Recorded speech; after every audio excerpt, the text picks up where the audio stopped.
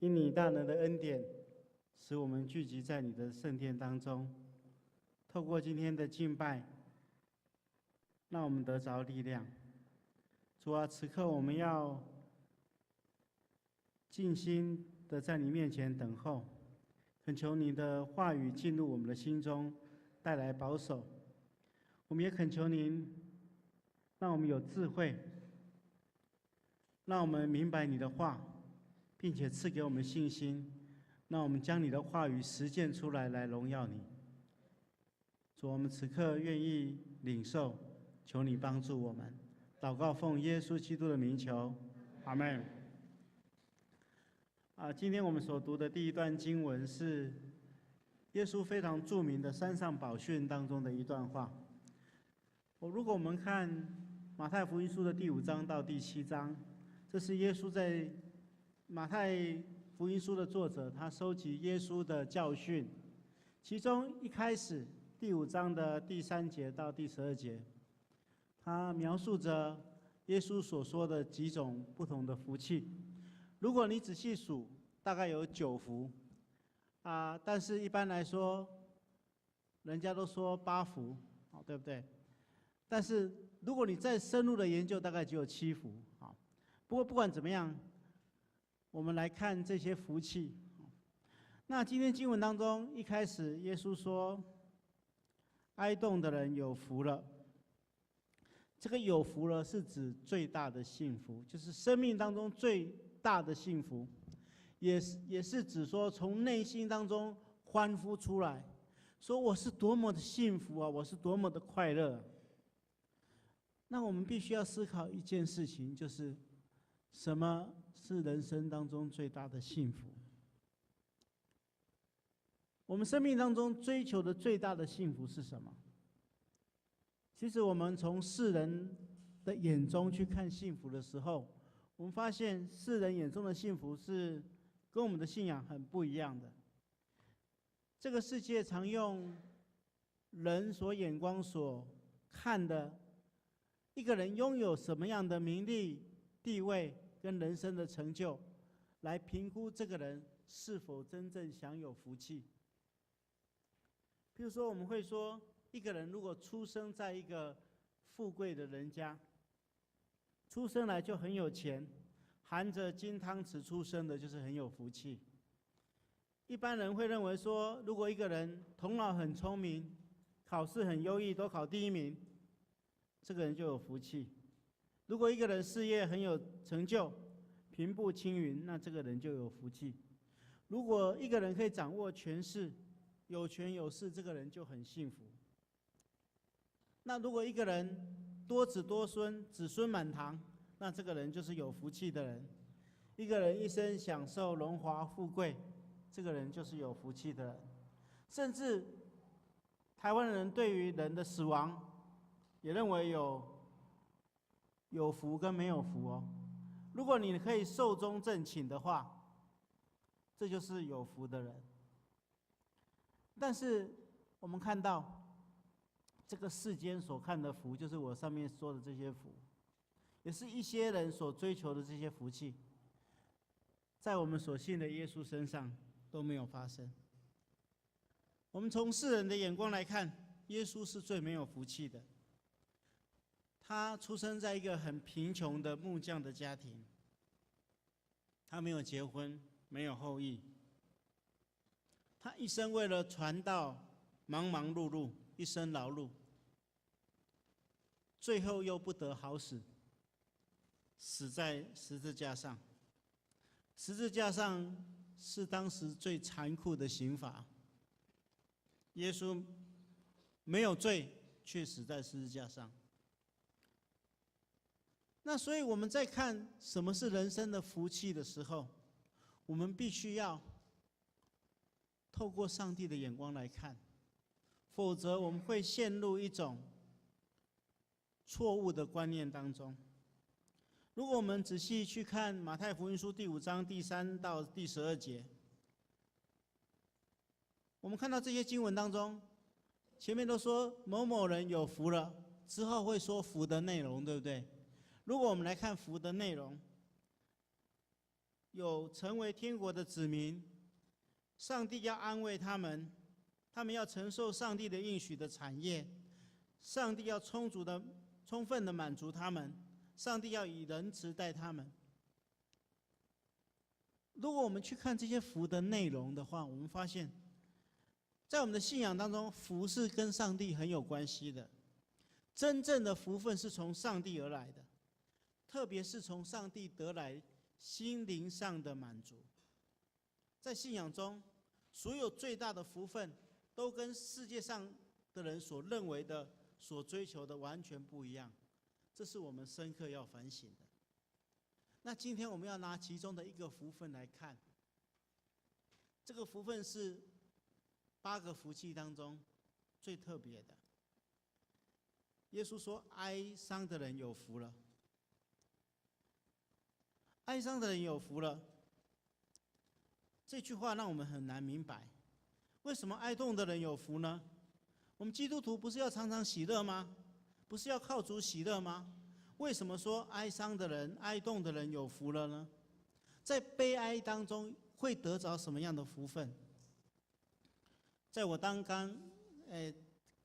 刚当牧师的时候，有时候遇到一些悲伤的人，我去拜访一些遇到亲人过世的家庭，我常常会跟他们说：你们要有盼望，不要忧伤，不要流眼泪，你要坚强。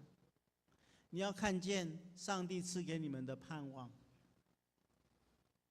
我常常会这样安慰他们。可是当我真正遇到同样的事情的时候，我才会理解，在这样的情况之下，真的喜乐不起来，真的坚强不起来。当我自己的亲人离开我的时候，我也知道要喜乐，我也知道要坚强，要看见神给我的盼望，我理智上全然都知道，可是我控制不住啊，眼泪就这样流下来。大家也曾经见证过牧师在很多次告别礼拜的时候，哭得泣不成声，眼泪鼻涕一起流下来。牧师娘有时候跟我说：“你要安慰人，不要自己哭成这样子。”我跟他说：“控制不住啊！”我记得有好几次，大家都要拿整包的卫生纸给我，我真的控制不住啊！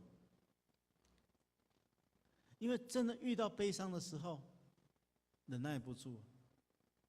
其实我们要明白，哭泣是上帝创造的一部分，没有什么不好。圣经当中最短的一段经文是耶稣哭了。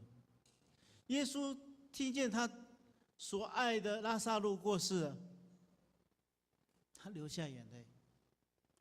虽然我们知道后来耶稣也让拉撒路复活了，但是在那个当下，他知道亲人离开他的痛苦。所以，亲爱的弟兄姐妹，哭真的没有什么不好。根据近代医学的研究，适当的哭泣对我们的生理跟心理都有好处。人在悲伤的时候，如果不哭，根据研究有害健康。有人发现，长期不哭的人，长期不发泄自己情绪的人，患病的几率比平常容易哭泣的人高1倍。所以我们相信，有理由相信适当的哭泣是有益处的。但是我们在悲伤痛哭的同时，我们也必须要去明白悲伤的意义，流眼泪的意义，才不会让忧伤的灵侵蚀我们的心。我们不能过度的悲伤，适度的悲伤是可以的，过度的悲伤就会侵蚀我们的心灵。在圣经当中，我们看到有一个人很爱哭，这个人不单单爱哭，他还哭了一整卷的圣经，他叫做耶利米。如果我们看旧约的圣经当中，有一本书叫做《耶利米哀歌》，他被称作泪眼的先知。为什么他会这么喜欢哭？因为他出来服侍神，从第一天一直到最后一天，他所看到的景象都是悲剧。他所在的世代是以色列人最悲惨的世代。他看见他的同胞、他的国家离弃了上帝，离弃了真道，一步一步的走向灭亡之路。最后，真的国家整个都灭亡了。所以他自己经验的，他自己本身他看到的景象是他的国家灭亡了，而他所经验的就是他传讲的道理被拒绝，他被嘲笑、被苦待、被误会。所以他这样说，他说：“但愿我的头颅是水井，我的眼睛是泪泉。”他说他哭不够啊，他不管哭了多少次，他还是觉得要哭，因为他看到的都是悲剧。但是我们要知道，圣经当中神有一个应许，在诗篇56篇第8节，他说：“作诗的人说，我几次流离，你都记数，求你把我的眼泪装在你的皮带里，这不都记在你的册子上吗？”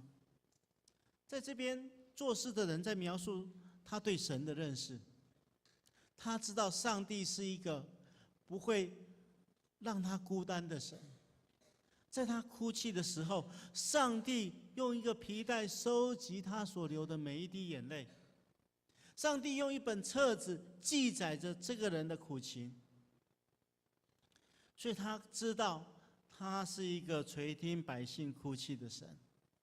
如果我们仔细的去看耶利米书，我们也发现，上帝是一个怜悯的神，他垂听了耶利米的祷告，他看见了耶利米，他看中耶利米的眼泪，他也让耶利米得到他的安慰。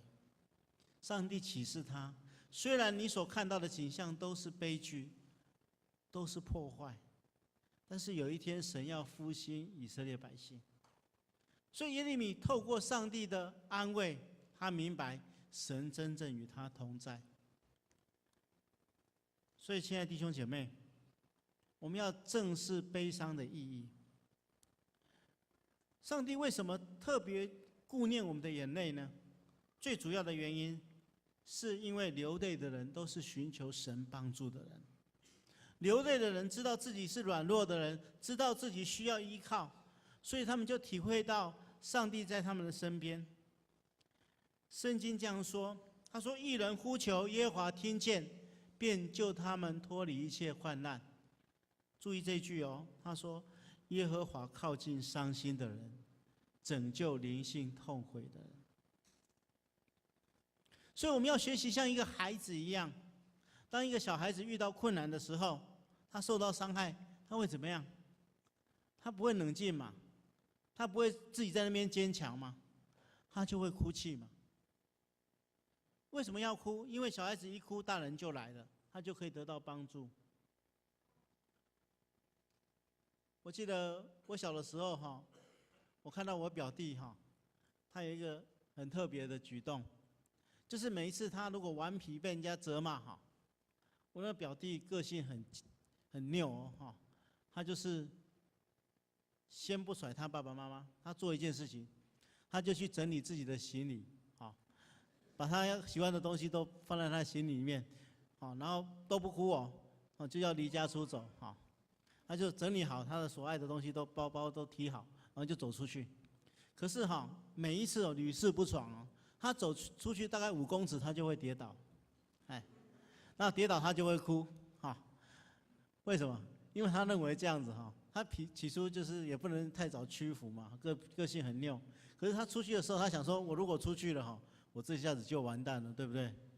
好，自己不能靠自己啊，所以我就要吸引人家注意，他就跌倒，然后放声大哭，然后他的爸爸妈妈就在那边，其实我都站在旁边看他演这出戏了哈。然后过了一段时间之后，等他哭一段时间之后，他的爸爸妈妈是把他载回，比较冷静的时候就把他带进来，然后跟他说：“你哪里错，哪里错，哪里错。”啊，我们看到小孩子就是这样子，他知道哈，他靠自己没有办法，受伤的时候。他不会强忍住啊，不会盯住啊，他就是放声大哭，让大人来协助你。同样的，灵性成熟的人也是一样，当你遇到苦难、遭受到伤害的时候，你可以哭，哭给上帝，求上帝来帮助你。在圣经当中，撒母耳的母亲哈拿也是一个爱哭的人嘛。我们都知道她没有办法生育，受人轻视，她就哭给上帝听嘛。不单单在家中哭，她还跑到圣殿里面去哭，因为她是真的想哭啊。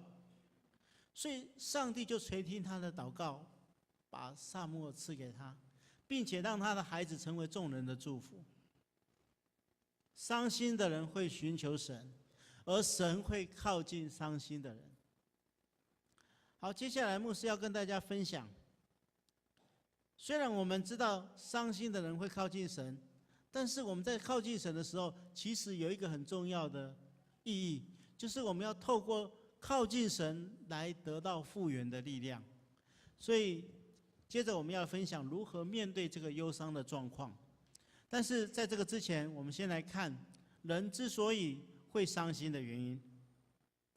人之所以会忧伤，除了有一部分是我们无法理解的灾难，天灾地变，以至于我们受伤，这个除外，这个要除外。大部分都是因为罪的关系呀。今天的经文这样说，他说：“为罪恶悲伤的人多么有福啊！上帝要安慰他们。”这句话我们要从3个角度来看。什么叫做为罪恶悲伤的人？我们要从3个角度来看。第一个，首先是我们自己犯罪了。我们当中有人做错了自己事情，当自己被良心苛责之后，心里就忧伤后悔起来。我们都有这样的经验嘛？我们犯了错，说错一句话，或做错一件事情，伤害了人，我们之后心里面就会很后悔嘛。我们都有这样的经验，牧师也常常会这样啊。有时候误说一句话，伤害了某些人，或是做错一件事情，让人得罪了某些人，我们自己会觉得过意不去啊，甚至心里面会像有一块石头压在心里面一样。这是第一个情况。那第二个情况是，有些忧伤不是自己犯了罪哦，而是别人犯了错，而使我们受害。当我们受到伤害，我们就会感到忧伤，或是甚至我们比较亲近的人受到别人的伤害，我们会忧伤难过。这是第二种情况。那第三种情况，不是跟我们一点关系，原本跟我们一点关系也没有，是有时候我们会看到一些人犯了罪，虽然我们未必受伤害，我们周遭的人也许没有人受伤害，可是我们为了他犯了这个罪，有人受到伤害，我们出于我们的怜悯，我们也会跟着忧伤起来。像昨天晚上，那个提摩太牧区，他们现在都有报告事项，他就会报告世界的新闻跟台湾的新闻。我昨天听他们报告我都忧伤起来了，因为昨天报告好像4则还是5则新闻，其中前面都是悲伤的事情，哪边有恐怖攻击，哪边爆炸，哪边有杀害孩童的事件，看了之后都忧伤起来了。那最后1则虽然是一点好消息，但是也让我觉得很忧心。他是说一个父亲去拯救他的孩子投靠到 IS 去那一个故事所以我们看到这些事情让我们会很忧伤，这是第3种情况。那我们今天要怎么样面对这3种情况？我们要从3个方面来看，上帝如何在忧伤的时候赐下恩典。首先第一个我们自己犯了罪。为罪悲伤的人多么有福这个福是什么？就是在他承认自己的罪之后，他的罪就会得到赦免。我们刚才所读的第2段经文，他这样说：他说，罪恶蒙赦免，过犯被宽恕的人，他多么有福啊！我闭口不认罪的时候，终日哭泣，身心疲乏。这我们都有这样的经验嘛？当我们得罪一个人，当我们还没有得到对方的谅解的时候，心中好像一块石头压在心里面。我们是渴望说赶快除掉这个石头，因为我们在得罪人的同时，我们也得罪神了。所以这个做事的人他说：“我闭口不认罪的时候，终日哭泣，身心疲乏。”所以他做了一个决定。他说：“于是我向你承认我的罪，我不隐瞒自己的过犯，我决意向你陈明一切。”就是他从头到尾老老实实的跟上帝陈明他所犯的罪，然后他有能力去跟别人和解的时候，他说：“你就赦免我所有的罪，你就赦免我所有的罪。”所以当他闭口不言，不承认自己的过犯的时候，身心俱疲呀，终日哭泣。当他向上帝陈明一切的时候，神就赦免我们所有的罪，心中的大石头就放下来了。所以，亲爱的弟兄姐妹，上帝这样应许：如果我们承认自己犯错，神是信实公义的神。如果我们愿意承认自己的过犯，他会赐下赦免的能力。这就是上帝的恩典。如果我们愿意为自己的过犯所犯的错付上代价，承认自己的错误，神的恩典就临在我们生命当中。这是第一项。那第二项呢？是有人犯罪使我们受伤。圣经应许说，我们要得着安慰。当我们遇到这样的情况之下，我们要看圣经当中的另外一个应许。这是以赛亚书第63章的第9节。我们一起来念这段经文好不好？来，预备开始。他们在一切的苦难中，他也同受苦难，并且他面前的使者拯救他们，他以慈爱和怜悯救赎他们。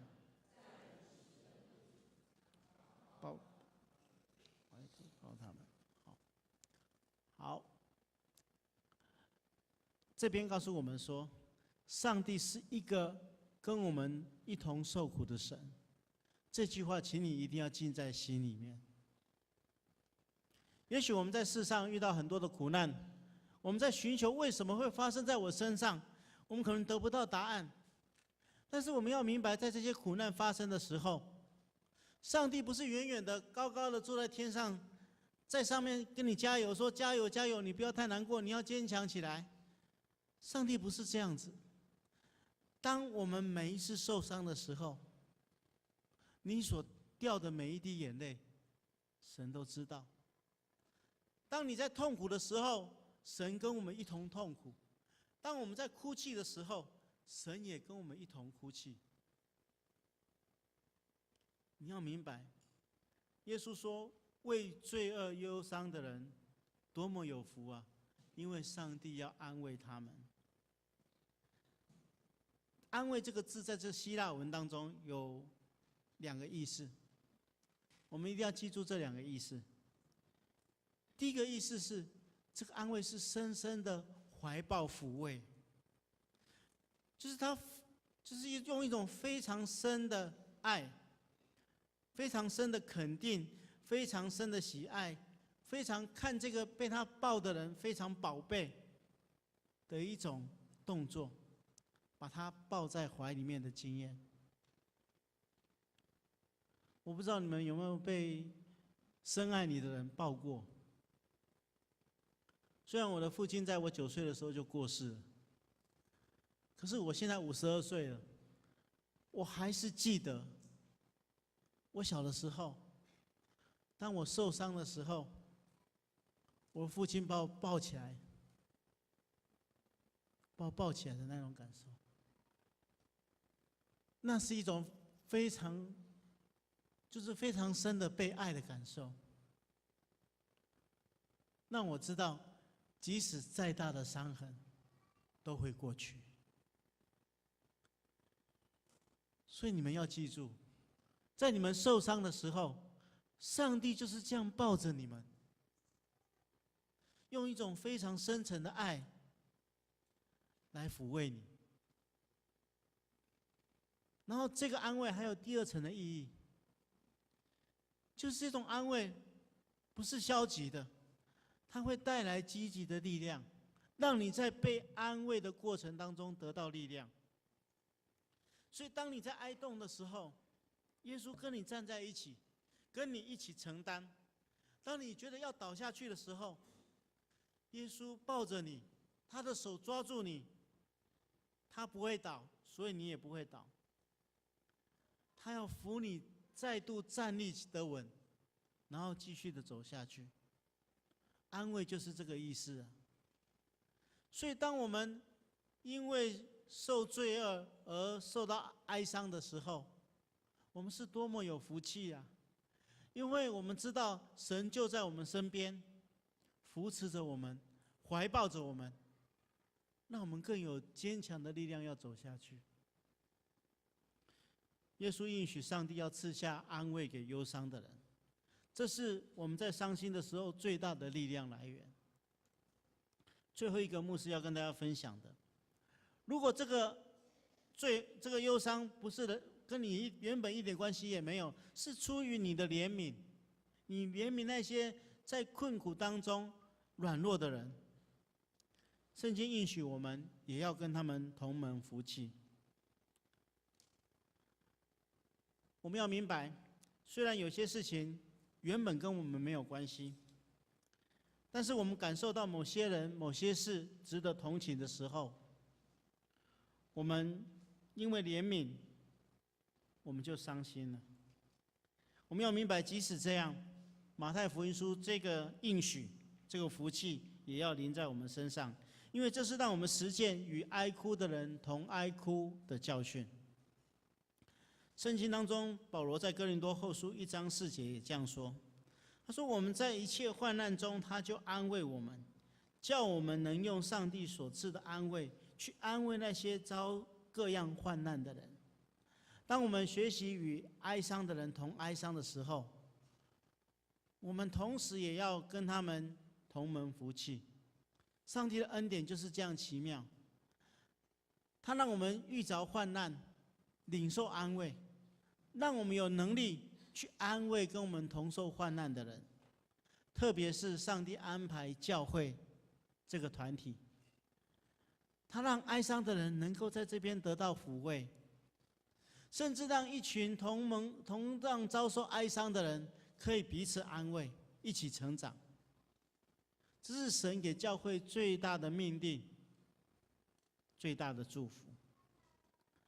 让我们一同在困难当中仰望上帝而得到祝福。最近我们的台湾的社会当中发生了许多事情，让我们觉得非常非常不平安。我们看到很多人用凶残的手段，让不能抵抗的孩童遭受到杀害。很多人对这些事情有不同的反应，我也在这个事件当中思考了很久。牧师真的为我们台湾社会感到非常的忧心。一方面，我们的社会充满了不安全感，犯罪的事情层出不穷，而执政者没有办法给予百姓安全的保障，我为此忧心。我到路上去看，现在几乎有带孩子出去的，每一个人都是紧紧的抓住他的孩子。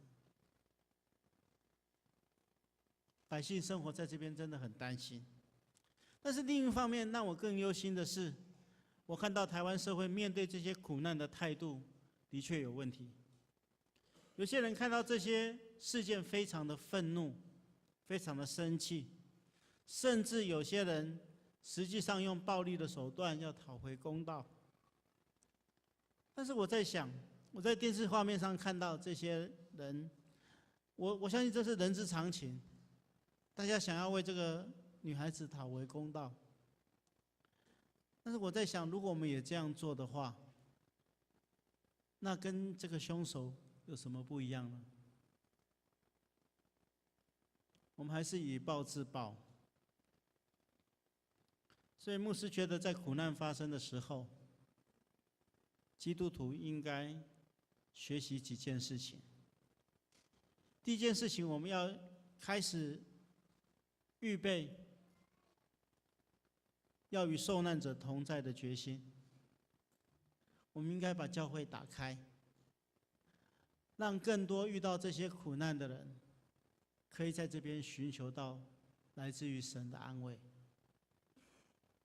另一方面，我们也开始要走出教会，试着用我们生命的见证来减轻这世界的痛苦。我们应该一起来想办法，不要每一次事件发生的时候，我们陷入了情绪当中，以至于最后什么都没有做，不了了之。这就是台湾社会的问题。基督徒应该思考，我们把教会的门打开，走出去，试着用我们生命的见证，把真正可以改变人生命的福音传扬出去。只有这样子，才能用我们小小的力量去减轻这世界的痛苦。愿神带给我们力量。牧师这时候要为大家来祷告。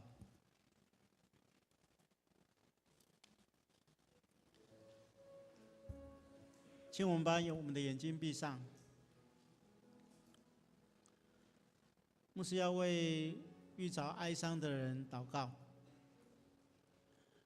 如果你有什么事情，甚至你痛苦到说不出口，此刻神知道，神已经把它记在他的册子上面。你所流的每一滴眼泪，神都知道。神要怀抱你，在他的怀抱当中，给你复原的力量。如果你特别需要人家为你祷告的，你可以把你的手举起来。这后面那边有弟兄哈，我们需要很多弟兄来服侍哈。前面这里有，前面这里也有哈。我们眼睛闭上哈，我们需要祷告的，我们把手举起来。好，我们需要人家为你祷告的，你把你的手举起来，一直到代祷者到你的身边。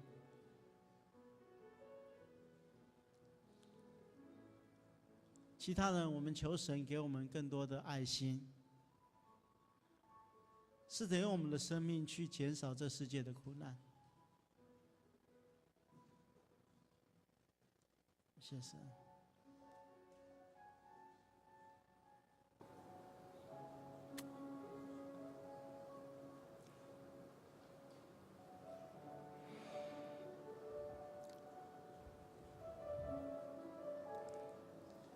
亲爱的主，我们感谢你的恩典。我们知道，在我们的困难在你的手中，你在这一切上掌权。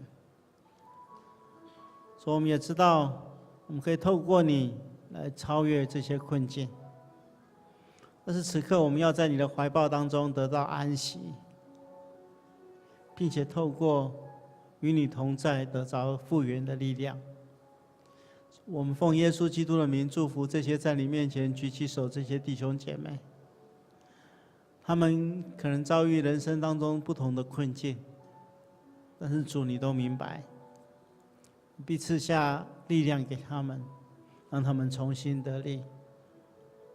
我们同时也恳求主，你与我们的教会所有的弟兄姐妹同在，让我们教会打开门，成为一个接纳伤心者的教会。也让我们打开门走出去，传播医治人伤心的力量，就是您的福音。恳求主与我们同在，赐福保守眷顾我们。祷告奉耶稣基督的名求，阿们。